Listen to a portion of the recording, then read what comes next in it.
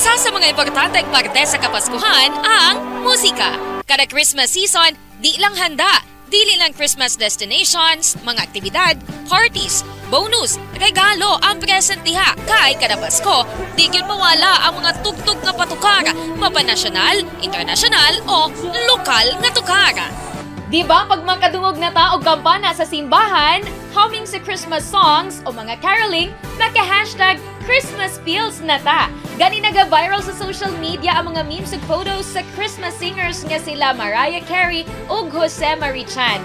Ikaw diha kasama, unsa ang imong paboritong Christmas song o kinsa ang imong paboritong Christmas singer? Gani unsa pud tong kanta nga na-LSS ka o ingon ba na last song syndrome ka? Unsay imong favorite nga Christmas song? Deck the House. Favorite nga Christmas song, dili lang karon kundi sa una pa nga imong ganahan kantahon. Last Christmas. Kinsa imong favorite nga singer sa Christmas? Ano ka Mariah? All I want for Christmas is you. Alright. Sa Pasko Fiesta sa Davao, di gyud mawala ang mga presentation sa panaygon o kompetisyon sa koral sama sa Koro sa Pasko. Sa pamahayag ni Julieta Katakutan, City Tourism Officer in Charge, pagkahiusa pinaagi sa pagkanta ang tumong sa paglusad sa nasangpit nga aktibidad. Usa sa mga nag-apil sa nasangpit nga kompetisyon mao ang Little Singers Group o grupo sa kabataan gikan sa lain-laing eskwelahan. Sa atong pakiginabi kan Joshua Rubilio, conductor sa maong choir group, kadaugan na alang sa iya nga makita ang iyang choir members nga malipayon samtang nag-perform sa Koro sa Pasko nga gilusad sa CAP Auditorium sa Davao City, Miyerkules, December 7, 2022. Gani gisaysay usab niini ang importansya sa musika sa panahon sa kapaskuhan. Bilang isang conductor, for me, since college up until now, music always be there.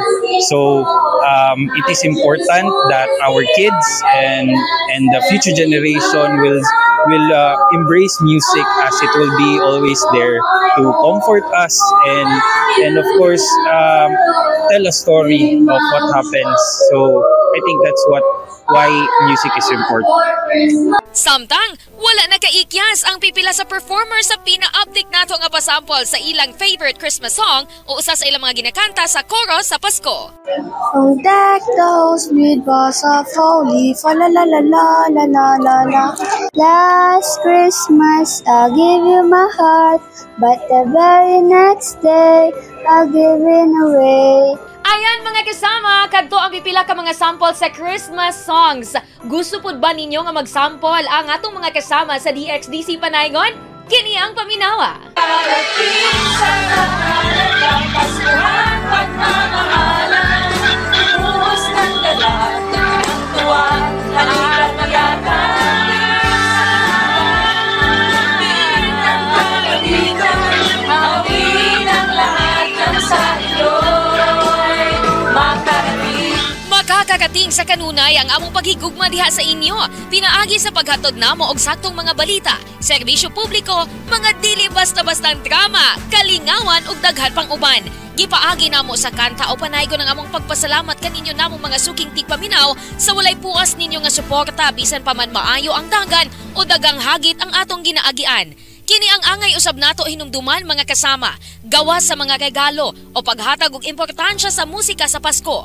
Ang mas labing importante nga mabati ning panahona mao ang paghigugmaay, pagpinasayloay sa matag usa ug ang pagselebrar sa tinuod nga rason ning selebrasyon. Jesus is the reason for this season. Dili lang karon, apan sa umaabot pa nga mga panahon. Kasama mo sa DXDC Christmas Special, reaching millions nationwide and worldwide for 70 years. Radyo Manrans, Barbacona, Tatak, RMN!